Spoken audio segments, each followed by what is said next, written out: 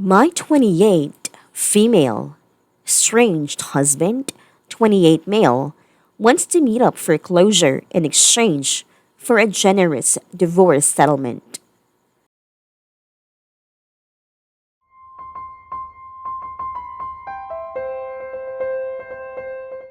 I met my husband at a university and we ended up getting married at 21 after we found out I was pregnant.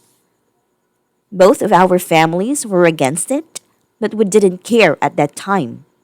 When our son was 2, we went on holiday with my in laws to their family villa. Whilst we were there, our son had an accident when it was just me and him. He didn't make it. I can't put into words what that type of guilt and grief does to a person, and I couldn't bear to be around my husband or his family after.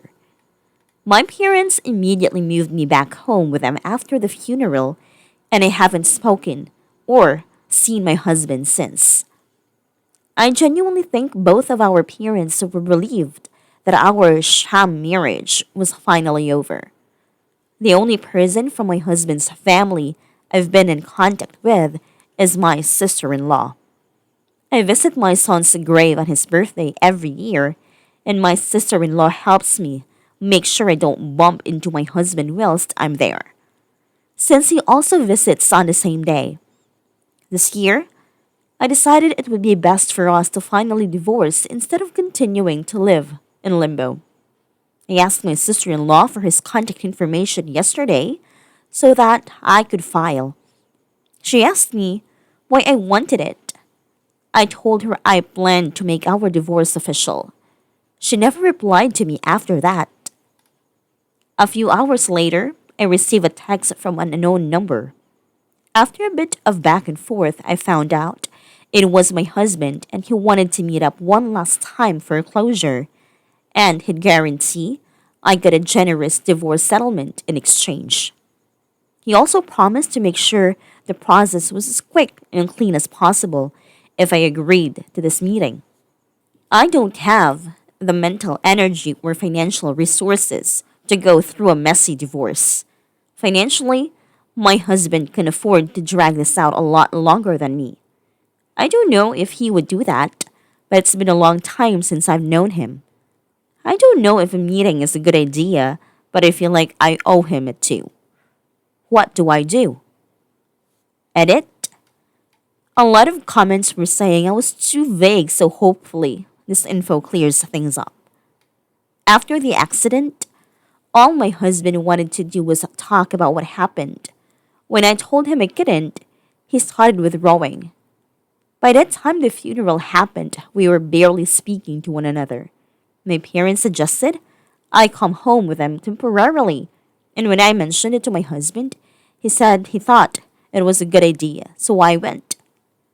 My parents eventually had me committed after several failed suicide attempts. When I came home, I asked my parents if my husband had tried to contact me, and they said no. I assumed he didn't want to speak to me anymore, so I never reached out. Edit, update. Hi everyone. I've read through most of the comments and I just wanted to let you know I've agreed to meet up with my husband. I'll try to give him the closure he wants.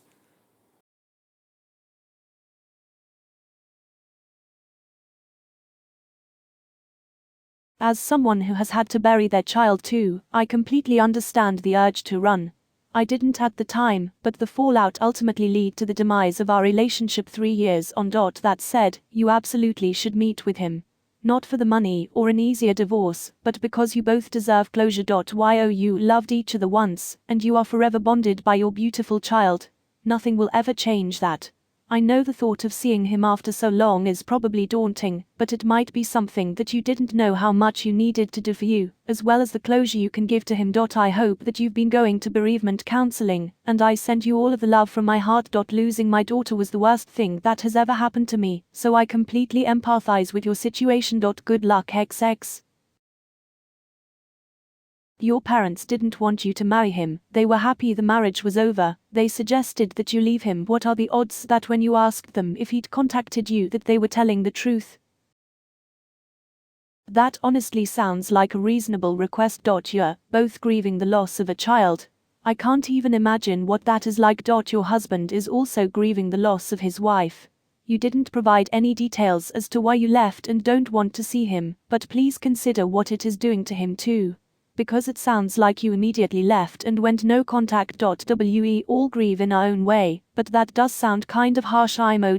Could you tell us why you chose to do this? It'll help sketch a clearer picture of what happened and will lead to better advice. I'm sorry about what you've been through. I've read your update.